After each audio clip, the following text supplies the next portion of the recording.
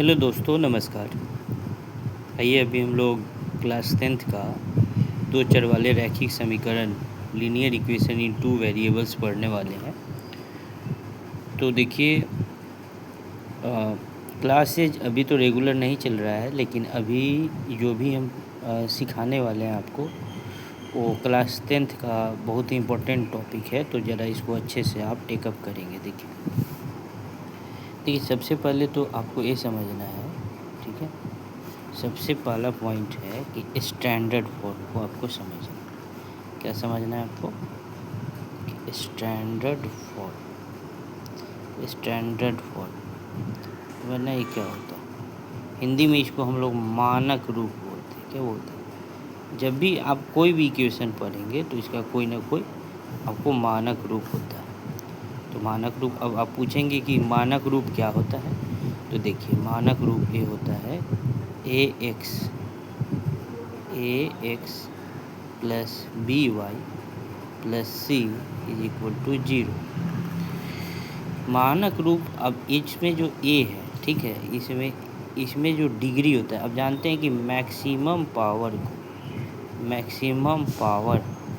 को हम लोग डिग्री बोलते हैं, ठीक है। मैक्सिमम पावर को हम लोग डिग्री बोलते हैं। ये बात आप पोलिनोमियल में भी पढ़ेंगे।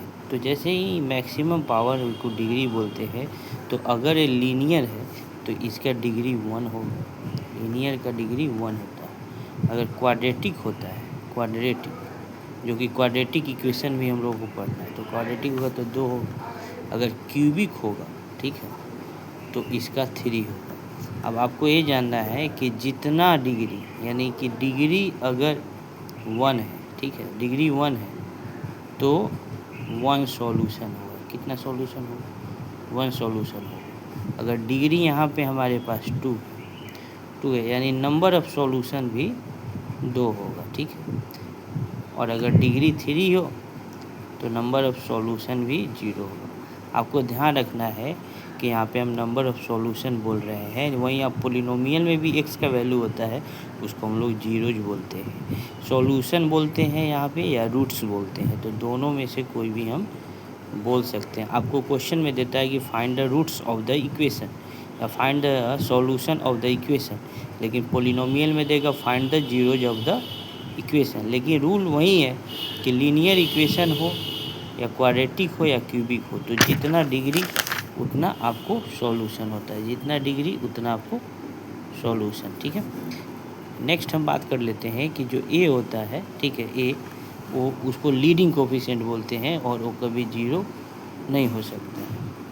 ए होता है वो कभी भी 0 नहीं हो सकता है, ठीक है।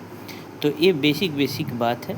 उसके बाद अगर दो पेयर में हम लिखेंगे तो a1x plus b1y plus c1 equal to 0 और a2x plus b2y plus c2 equal to 0। इसको हम लोग बोलते हैं पेयर ऑफ लीनियर इक्वेशन। क्या बोलते हैं? पेयर ऑफ लीनियर इक्वेशंस, ठीक है। पेयर मतलब कि एक साथ दो है, तो इसको हम लोग साइमल्टेनियस इक्वेशन बोलते हैं। साइमल्टेनियस इक्वेशन भी हम लोग बोलते हैं। इस बात का भी आप ध्यान रखेंगे। तो अगले वीडियो में हम लोग पढ़ेंगे कि नेक्स्ट क्लास में हम लोग क्या पढ़ेंगे। तो नेक्स्ट क्लास में हम लोग देखेंगे कि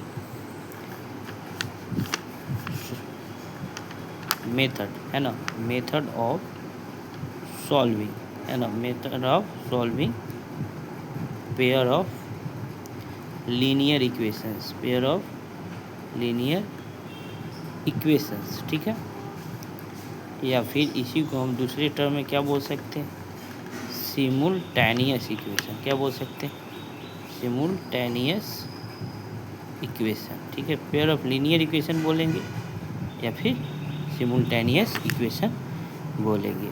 तब तक के लिए इस वीडियो को देखने के लिए बहुत बहुत धन्यवाद। और आप यहाँ पे इसके बेसिक्स को आप अपने एक अच्छे कॉपी में नोट डाउन कर लेंगे कि यहीं से फिर कल हम लोग आगे बढ़ेंगे। थैंक यू, धन्यवाद, जय हिंद।